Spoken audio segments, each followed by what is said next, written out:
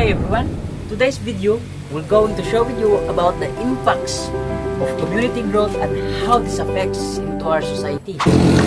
Community development or community growth provides the foundation of city buildings to improve the lives of its citizens. It creates a strong, diverse communities that are able to attract and keep talent, start and grow businesses, and overcome issues that arise. Citizens will be happier, healthier, richer, and live longer lives. Business will have a larger base of customers who can purchase their products and services, and the city will earn tax to continue to support important programs and reduce debt. As we are all political analysis, community growth is one of the current issue in our local government units. We see its impact on our daily lives. For example, government funds and budgeting, overpopulation, and also it can lead to deforestation.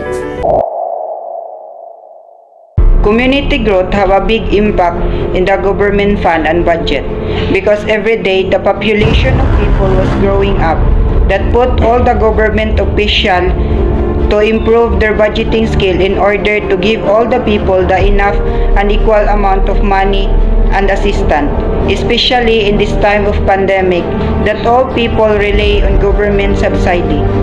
Moreover, community growth have negative impact on government fund and budget because while community are growing, the budget of government for the people was still low. That caused many families didn't get cash assistance from the government.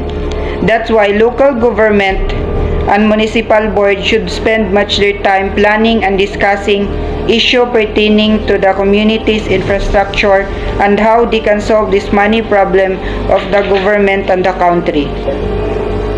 Well-managed budget provide government employees with the satisfaction that they are contributing directly to the community's overall health and well-being.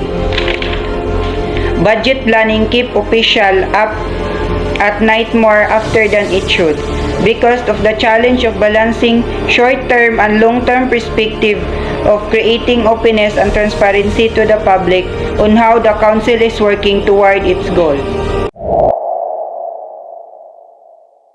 Overpopulation is one of the negative impacts of community growth.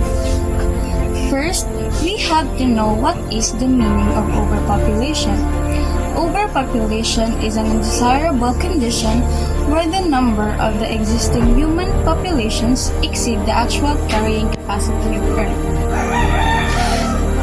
When we say overpopulation, there would be more people means an increased demand for food, water, housing, energy, healthcare, transportation, and more. And all that consumption contributes to ecological degradation, increased conflicts, and a higher risk of a large-scale disasters like pandemics.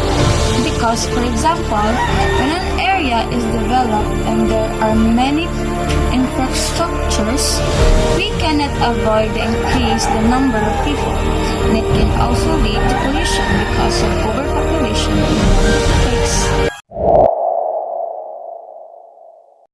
Community growth has a big impact to our society nowadays because our country are craving to grow and to be productive, but in order to achieve that, it involves such deforestation.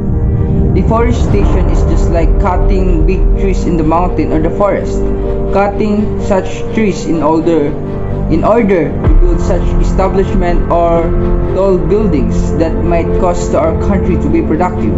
But this deforestation has a big and negative effect to our forest and mountain and to the people living there, because this might cause to landslide, or we can say that flash floods that might can kill lives in there.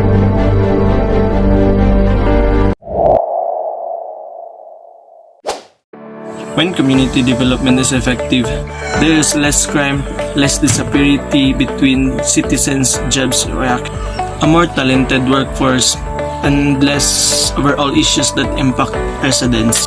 Community development doesn't necessarily solve problem in a city.